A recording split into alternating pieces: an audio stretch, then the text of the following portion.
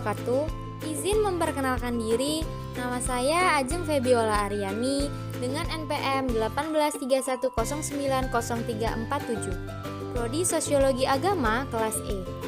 Pada kesempatan ini, saya akan menjelaskan tentang permasalahan pendidikan dalam andragogi di perguruan tinggi di Indonesia.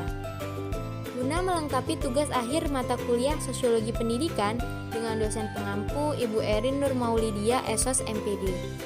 Tanpa berlama-lama, kita langsung ke videonya ya. Apa sih andragogi itu? Pada pendidikan formal, andragogi sering digunakan pada proses pembelajaran pada tingkat atau level pendidikan menengah ke atas. Namun demikian, dalam menerapkan konsep, prinsip andragogi pada proses pembelajaran sebenarnya tidak secara mutlak harus berdasarkan pada bentuk, satuan tingkat, atau level pendidikan. Akan tetapi, yang paling utama adalah berdasarkan pada kesiapan peserta didik untuk belajar. Jadi, andragogi adalah suatu bentuk pembelajaran yang mampu melahirkan sasaran pembelajaran atau lulusan yang dapat mengarahkan dirinya sendiri dan mampu menjadi guru bagi dirinya sendiri. Dengan keunggulan-keunggulan itu, andragogi menjadi landasan dalam proses pembelajaran pendidikan non-formal. Dugan tahun 1995 mendefinisikan andragogi lebih kepada asal katanya. Andragogi berasal dari bahasa Yunani, andra berarti manusia dewasa, bukan anak-anak. Menurut istilah, andragogi berarti ilmu yang mempelajari bagaimana orang tua belajar. Definisi tersebut sejalan dengan apa yang diartikan Sudjana dalam bukunya Pendidikan Nonformal Wawasan Sejarah Perkembangan Filsafat Teori Pendukung Asas tahun 2005. Disebut bahwa andragogi berasal dari bahasa Yunani, andra dan agogos. Andra berarti orang dewasa dan agogos berarti memimpin atau membimbing, sehingga andragogi dapat diartikan ilmu tentang cara membimbing orang dewasa dalam proses belajar. Ada permasalahan kualitas pendidikan di Indonesia. Yang pertama, penyebab rendahnya mutu pendidikan di Indonesia antara lain adalah masalah efektivitas, efisiensi, dan standarisasi. Pengajaran selain kurang kreatif para pendidik dalam membimbing siswa, kurikulum yang membuat pendidik semakin mundur. Kurikulum hanya didasarkan pada pengetahuan pemerintah tanpa memperhatikan kebutuhan pendidik. Lalu ada masalah-masalah pendidikan di perguruan tinggi di Indonesia dapat dikelompokkan menjadi: yang pertama, masalah standarisasi pengajaran, yang kedua masalah efisiensi, yang ketiga masalah efektivitas, lalu yang terakhir ada masalah relevasi pendidikan. Apa sih masalah efisiensi itu?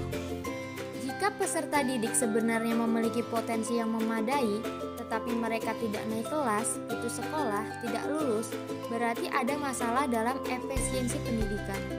Masalah efisiensi pendidikan juga terjadi di perguruan tinggi. Masalah tersebut dapat diketahui dari adanya para mahasiswa yang sebenarnya potensial tetapi putus kuliah dan gagal menyelesaikan pendidikannya pada waktu yang tepat. Dari keempat masalah pendidikan sebagaimana disebutkan di atas, hanya masalah partisipasi yang sekarang mengecil.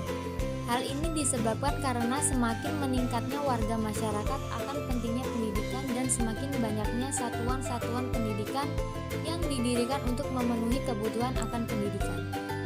Sedangkan ketiga masalah pendidikan berikut, yaitu masalah efisiensi, efektivitas, dan relevasi, sampai sekarang masih terjadi dan ada kecenderungan bahwa masalah-masalah pendidikan tersebut semakin besar. Ketiga masalah pendidikan tersebut tidak saling terpisahkan. Masalah efisiensi berpeluang menimbulkan masalah efektivitas, dan selanjutnya berpeluang pula menimbulkan masalah relevasi. Lalu di sini ada permasalahan nasional di perguruan tinggi di Indonesia. Yang pertama, kualitas tenaga pengajar, jumlah doktor dan profesor perguruan tinggi masih minim. Hampir semua hal sama. Yang kedua, tuntutan akademik terlalu padat. Yang ketiga, dunia kemahasiswaan untuk mendukung kebebasan berekspresi dan mimbar akademik. Yang keempat, biaya pendidikan di perguruan tinggi semakin meningkat. Yang kelima, ada putus studi. Apa sih putus studi itu? Secara umum, mahasiswa dapat dikatakan putus studi apabila tidak berkuliah selama 2 semester berturut-turut, tidak memenuhi standar penilaian minimal yang harus dicapai, melakukan pelanggaran akademik berat dan atau tidak melaksanakan kewajiban administrasi, salah satunya pembayaran biaya pendidikan. Yang terakhir merupakan yang paling sering menjadi penyebab mahasiswa putus studi dan kebanyakan institusi pendidikan tinggi berbesar hati atas lepasnya mahasiswa tersebut dalam ikatan pendidikan. Sementara pendidikan tinggi dianggap sebagai basis bagi terciptanya individu berintegritas, sayang sekali apabila mahasiswa karena keterbatasan dan persoalan finansial harus memupus semangatnya menempuh pendidikan. Putus studi kemudian mengambil tempat sebagai masalah serius kedua dalam pelaksanaan pendidikan tinggi. Menurut salah satu laporan, setidaknya 1 dari 3 pelajar setiap harinya harus keluar atau drop out dari institusi pendidikan tinggi dan tidak menamatkan studinya. Kondisi pendidikan di Lampung. Pendidikan adalah sebuah hal yang sangat penting untuk kemajuan bangsa ini. Salah satu hal yang sangat krusial ketika berbicara tentang pendidikan adalah bangunan sekolah. Hingga hari ini kualitas pendidikan di Indonesia memang cukup memprihatinkan. Karena memang masih banyak sekali sekolah Indonesia yang masih berada di bawah standar nasional. Faktor tersebut membuat banyak masyarakat yang akhirnya tidak bisa memberikan pendidikan yang formal kepada anak mereka. Karena kurangnya akses pendidikan yang layak, hal ini juga terjadi di Lampung, di mana masih banyak sekolah yang di Lampung, khususnya yang ada di daerah pinggiran provinsi ini yang masih jauh dari kata standar, seperti gedung bangunan yang tua dan kumuh, sistem sanitasi dan MCK yang kotor dan tak terurus, serta kondisi kelas yang juga cukup memprihatinkan. Untuk perguruan tinggi yang ada di Lampung, Provinsi Lampung menawarkan beberapa alternatif pendidikan tinggi. Data menunjukkan ada sekitar 64 perguruan tinggi baik swasta maupun negeri yang tersebar di beberapa daerah Provinsi Lampung. Salah satunya di Kota Bandar Lampung. Kota Bandar Lampung sebagai rujukan guna mengenyam pendidikan dan memiliki daya tarik sendiri untuk dipakai sebagai tempat belajar. Universitas yang ada di Kota Bandar Lampung dan sekitarnya sangat mendukung dan tidak ketinggalan dengan universitas di kota lain yang tingkatan pendidikannya sudah cukup maju. Selain itu, suasana pembelajaran juga kondusif. Salah satu universitas di Provinsi Lampung yang khususnya di Kota Bandar Lampung adalah Universitas Lampung atau UNILA dan Universitas Islam Negeri Raden Intan Lampung atau UNRIL. Berdasarkan survei yang dilakukan oleh Webomatrix pada tahun 2020, Universitas Lampung masuk pada peringkat pertama terbaik di Lampung. Universitas Islam Negeri Raden Intan Lampung masuk pada peringkat ke-70 terbaik di Indonesia dan masuk pada universitas terbaik di Lampung peringkat keempat. Ada peningkatan kualitas pembelajaran. Salah satu faktor utama yang menentukan kualitas pendidikan di perguruan tinggi adalah mutu dosen yang ada di dalamnya.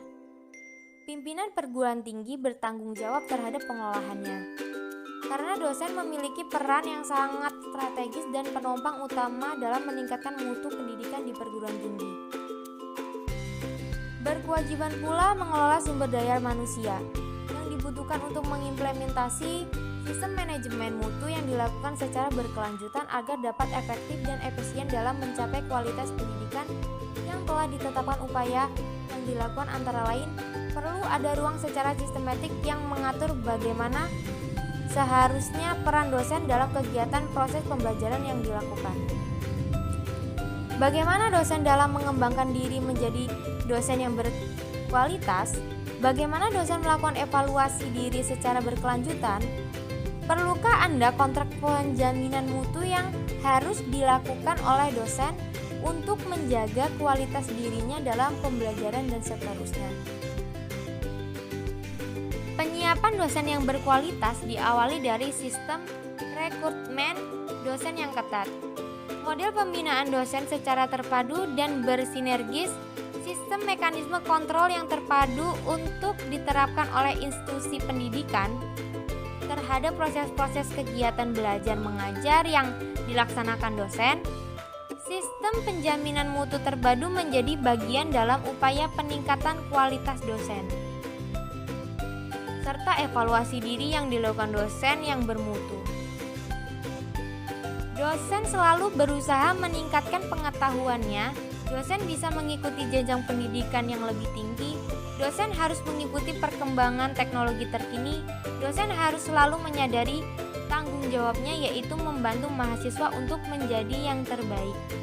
Dosen selalu berusaha menyiapkan materi pembelajaran dengan sebaik-baiknya. Lalu yang terakhir ada kekerasan simbolik di perguruan tinggi. Eufemisasi adalah mekanisme kekerasan simbolik yang tidak dapat atau tidak tampak bekerja secara halus, tidak dikenali dan berlangsung di bawah alam bawah sadar. Bentuk-bentuk eufemisasi dapat berupa kepercayaan, kewajiban, kesetiaan, sopan santun, pemberian pahala, belas kasihan, dan adanya interaksi secara verbal yang sering menimbulkan kekerasan verbal yang tampak disadari bahwa hal itu masuk kategori kekerasan atau sensorisasi. Thanks for watching. See you guys. Wassalamualaikum warahmatullahi wabarakatuh.